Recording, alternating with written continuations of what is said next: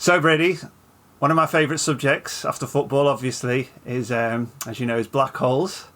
And there's over the last sort of 6 months or so, there's been some quite big black hole news, and I think it's time that we shared it with you. Go, I'm all ears. What's going on? So as you know, I mean, there's been a problem that's kind of been around my entire life, basically, and it's the famous black hole information paradox, which Hawking first sort of proposed it around the time I was born, about should I say how long ago? Mid-70s it was. And so Hawking spent his whole life trying to solve this problem, never quite managed it. Well, it seems that in the last year or so, I think we're there. I think it's been solved. What is the problem? In a nutshell, it's that black holes seem to lose information. They seem to information seems to disappear inside black holes. And that kind of breaks fundamentally the laws of quantum mechanics. Quantum mechanics basically tells you that you can't lose information. What goes in must come out. So Hawking proposed that he seemed to see evidence that black holes were actually losing this information. And he figured, well, that means they're breaking quantum mechanics. This is like sacrilege. Tony, when a physicist says information, what do they mean? You don't mean like 3 bottles of milk or the Liverpool game score was 3-2. Like, what is information in this I can context? mean that. I can absolutely mean that. So let me give you an example. I've actually come prepared with an example. So obviously when we're going to talk about information, what we really want to talk about is in the context of entropy. So during lockdown, I've been homeschooling my kids. And we've been doing some experiments, and I'm not a very good experimentalist. I'm no Phil Moriarty, right? But we've been trying a few. One of the ones we did was balancing liquids of different density on top of one another. Can you see that, Brady? I've got a liquid there. I've got the blue liquid on top of the red liquid. And then on the other one, it's the other way around. You can't quite see it as well, but the red liquid is on top. Okay, so... Yep. We got 2 different liquids. They look very different, right? These 2 liquids, they look very different. You would say they're completely different states. But what I can do is, of course, I can stir the liquid, right? And I can stir the other one, right? And now if I show you them, you can't tell the difference between those guys, right? They look exactly the same. You can't tell whether this one was the one that had the blue on top or this one was the one that had the blue on top. It's impossible to tell, right? Just by looking at it. So the measurements that you're doing just by staring at this thing, it could be either state that created it. It could have been the one with the red on top, or it could have been the one with the blue on top. There could have been lots of other ways you could have created that same sort of gunky mess, right? And that gives it entropy. This is like an uncertainty, a sort of missing information, stuff you don't know, just based on the measurements that you're doing of this object. Similarly, you have a sort of a set of headphones that are all tangled. There could have been loads of different ways they could have got into that roughly tangled state, and that gives this entropy in some sense of missing information.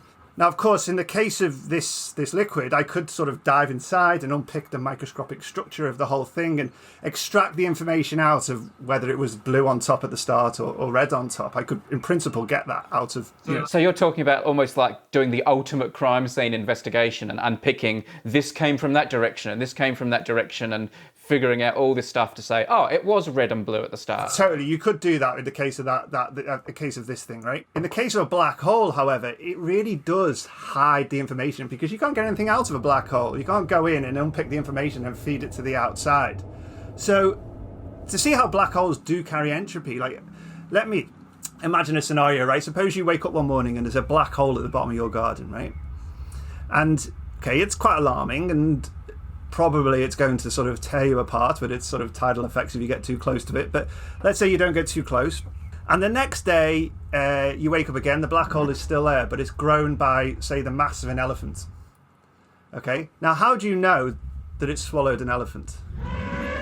Did it swallow an elephant? Or maybe did it swallow a car with the same mass? Or something else with the same mass? There's no way that you can know, right? Because when you do a sort of measurement on a black hole, the only things that you can measure are its mass, its charge, and its angular momentum. So there's literally no way you can tell whether it was made by an elephant or made by a car. There's no measurement you can do on that black hole that will tell you that. It will look the same. Tony, why is this not just a problem of access to the information rather than the existence of the information? Brilliant question, Brady. Okay, so if that was all I told you, then you'd say, yes, it's just hidden behind a black hole. If I dived inside, I'd find that information. Everything would be fine. It'd be no problem. Okay, great. Yeah. The trouble is, Hawking then told us that black holes actually radiate, that they'll evaporate. Okay, so you have this process by which you think of pairs of particles being produced near the event horizon. Those particles, one particle, due to the insertion principle, might find itself just outside, one just inside.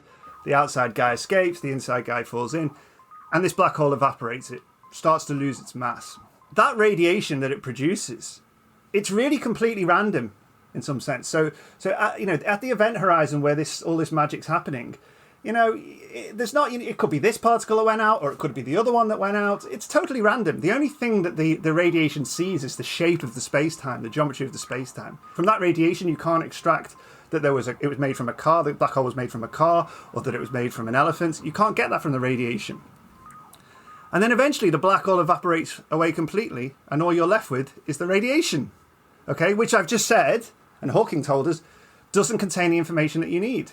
So the information has disappeared, which is a disaster for quantum mechanics. I've got one more half-baked Brady theory as to how you could find out the information. When I woke up on the second morning and the black hole is heavier, could I not do a census of everything outside the black hole and say, oh, there's one less elephant in the solar system. It must be an elephant that fell in. No.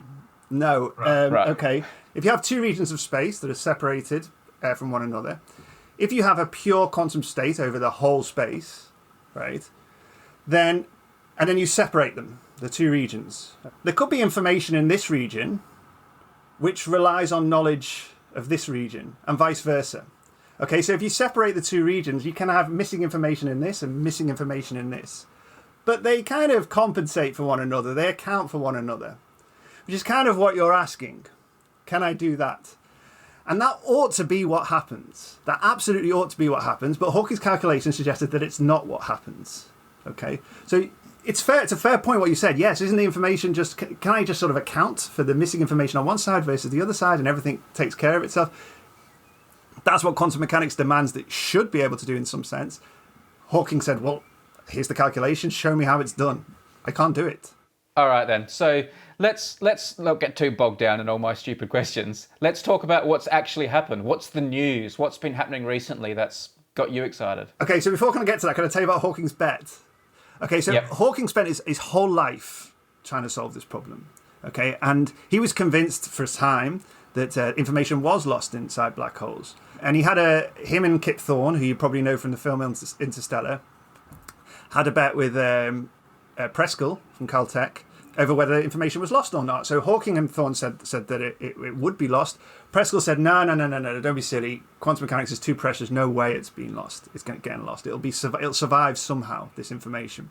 So Hawking then spent a lot of time trying to figure out one way or another, then became convinced it probably was survived, but couldn't work out how, came up with some ideas how, to the point where he ended up paying out the bet to Preskill.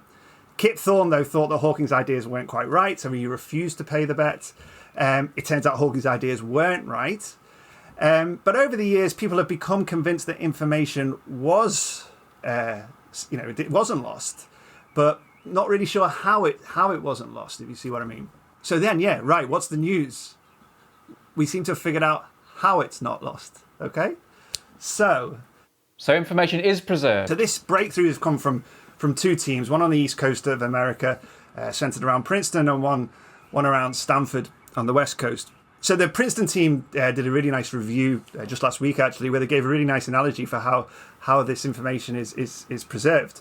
Okay, so the story goes, you have some fella. He lives in a posh house, and it's full of beautiful, extremely valuable paintings. Okay, so but he has no money. Okay, so he wants to show off his wealth, but he has no cash. He's just got these paintings, these really valuable paintings. So he says, okay, then I'm going to borrow some money off the people of the town. Okay, so he says, right, borrow some money off the people of the town, get some cash that way, and says he'll use the paintings as a guarantee. Okay, so he does that. He gets this cash and he throws lavish parties. The people of the town, meanwhile, they no longer have any cash because they've lent it all to the guy in the house. Okay, so they're certainly not throwing lavish parties. They're living very frugally. So you look at this from the outside and you say, well, who's the guys? The townspeople seem quite poor here, right? They don't seem very rich. But of course, that's not true. They are rich.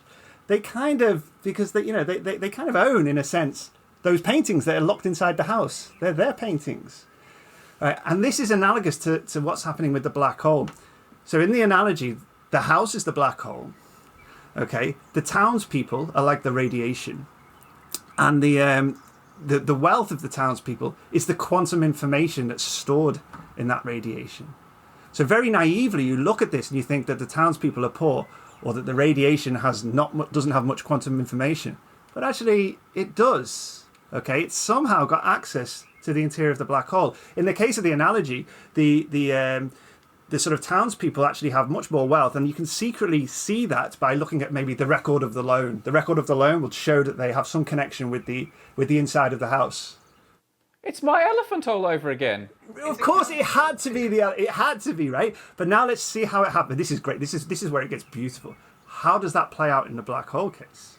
Okay, how does the radiation make that connection to the interior of the black hole? That it seems like you shouldn't be allowed that, right? Because this is violating locality and space and time. But what happens is the following. There's an island forms inside the black hole, a kind of a sort of region inside the black hole, and they call it the island. And that kind of, you start to think of that not as part of the black hole, but as part of the radiation itself. The radiation makes a connection to this island through a wormhole. I love wormholes, right? That's how it makes it. So how does the information leak out? Well, what you would do is you would do some complicated sorts of measurements, and it can be exponentially complicated, right? Measurements on the Hawking radiation, right? And effectively, you're creating this wormhole, which then accesses the interior of the black hole, and you can get the information out. You can figure out whether it was made from an elephant or a car. Now, these wormholes, they're really hard to produce. You absolutely cannot produce them at all until the black hole is radiated away roughly half its size. Okay, it's past this time called the Page time. But after that, you can start to create them, and it gets easier to create them. And actually, these guys have shown that in some simple toy models of gravity, that these wormholes are there. And actually, they dominate the behavior at late times. And Hawking never knew about them. And that's why he made the wrong conclusion. To go back to the painting analogy, you told me when a black hole radiates Hawking radiation, it's a random act. There's no control over what particles will happen to form on one side of the event horizon or the other. And that's why information perhaps was being lost. And if we're going to attach that to the analogy of our rich painting owner, surely the problem here is there's no control over whether he's going to pay back the loan, pay back the guarantee, because the money coming back out to the townspeople has now been randomised. Right. Okay. And here is it is difficult to get the information out of the black hole, and it might be very difficult to get the money back from the townsperson. You might have the doors locked. You set up a barricade, but it's not impossible. Yeah. Okay. It's there. Okay, it's there. And so the way and the guys outside can prove their wealth. They say, look, here's the document. Here it is. I made this loan. If you're looking at black hole, you need to create this wormhole to get in. So, Tony, if we were creating a very, very fantasy situation here, and I was going to give you infinite tools and measurement devices and spaceships and all the things you could possibly want, right? And I said, all right, I'm going to send you out to that black hole somewhere in the universe. Tell me what went down. Get the information back for me. All right, I want to know the story. What are you doing? Are you looking for a wormhole? Is the wormhole near the black hole? How would you go about this investigation? Yeah, so that's really, really difficult. So firstly, if the black hole hasn't radiated enough of its size away, then you can't do it at all. It's just impossible to get the information out. If it's gone past a certain point, so you've gone past a certain stage, past this page time, then indeed you can. But it's exponentially difficult to do, and it gets easier and easier. But it's still really, really hard to unpick that. You basically have to do a quantum measurement of the radiation, and you're trying to sort of extract the nature of the state. But it's really, really difficult. It may be, in terms of practical purposes, maybe impossible, but that doesn't matter. The point is in principle, is it possible? And it is possible, and they showed that these wormholes do actually dominate. In this in principle scenario, are you using the wormhole to go inside the black hole and make measurements, or measuring what comes out of the wormhole? So if we're going to be really, really precise about it, the way you can think of it is the following. So the radiation, naively it contains all this missing information. It's what we call a mixed state in quantum mechanics. It seems very impure in a sense. All these missing ingredients. What the wormhole does, it connects it with particles that were once entangled with it, and that purifies the state. So the wormhole literally enables you to purify the radiation. So you've got all this stuff which is all random over here. It used to be connected to stuff that was over here, right? But now it's been disconnected. But actually, the wormhole reconnects them and purifies the quantum state, and so it doesn't have the missing information that you thought it had.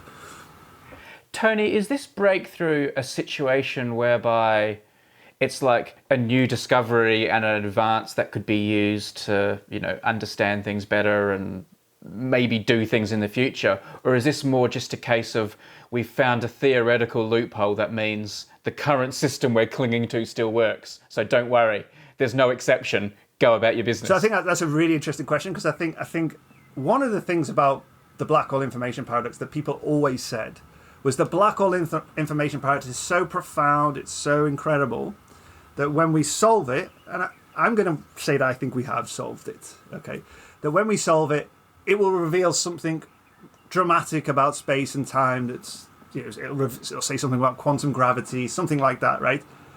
Now, I don't think that's happened, and the reason is so Hawking himself could have actually got this solution without any knowledge of quantum gravity. It doesn't rely on quantum gravity. One of the great ideas that came from looking at the information paradox was this idea of holography. That actually the information is stored on the boundary of space-time. You can basically describe gravity by sort of stuff on the boundary of space-time. And that was certainly an inspiration for these ideas, but it doesn't rely on it. You didn't need any of that. So it's in a way, that makes it beautifully simple, the solution, and makes it feel right. But where's the amazing new insight that we were promised?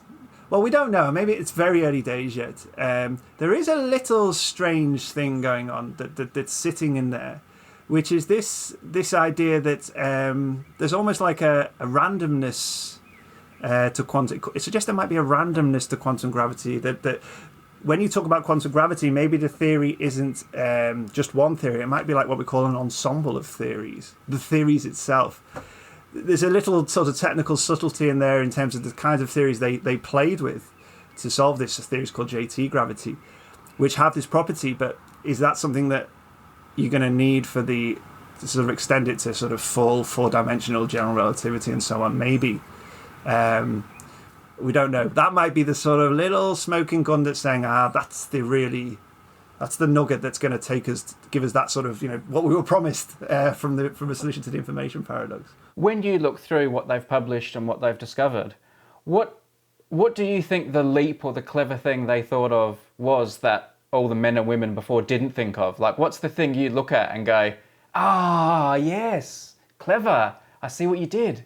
As ever, it's not just one thing, right? I've mentioned the holographic principle, the idea that all this, that you can describe gravity with a theory on the boundary of the space-time. That's clearly been a major inspiration, a major ingredient in terms of understanding. In the end, we didn't need it, but in getting there, in the journey, it was crucially important. There was a new way of thinking about entropy, which came from these guys, Ryo and Takanagi. That was really important. But actually, I want to highlight the contribution of one guy in particular who's a young English guy. I'm not just saying that because I'm biased, right?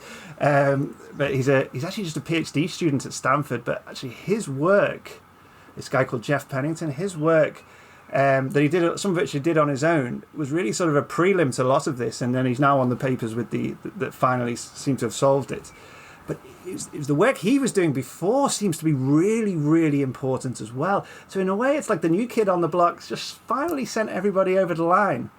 And I think we've got an absolute star in the making there, if I'm honest. And funnily enough, so I had some discussions with him, and turns out he lived around the corner from where Emma Watson went to school. Emma Watson, who plays Hermione in the Harry Potter films. I think his sister may have hung around in a similar circle or something. But it sort of makes me laugh. It's like, did she know there was a real wizard actually living just around the corner? You mentioned that wormholes have been a key part of this. What is a wormhole? I always thought a wormhole somewhere where, like, you know, you put your hand in the hole here on Earth and it comes out on the other side of the universe or something. They're like these like ultimate shortcuts. Oh, am I right, or are they something a bit more technical? It's exactly what it is. Of course, if we're going to be brutally honest, these calculations are not really done in space-time. They're done in space-space. You actually turn time into imaginary time. That's how you do these calculations. So these are really wormholes in those scenarios. It's a kind of technical detail that I don't want to get bogged down in. But yeah, it's you would normally think of a space-time wormhole, at least, as something like that, something that connects two regions of space. In these calculations, it's connecting two regions of space, but there is no time in these setups because you've gone to imaginary time. But yeah, that's exactly what they are. Imaginary time. Thanks for dropping that bombshell right at the end. Well, there's all these details, right? You know, I spent 2 days trying to unpick them.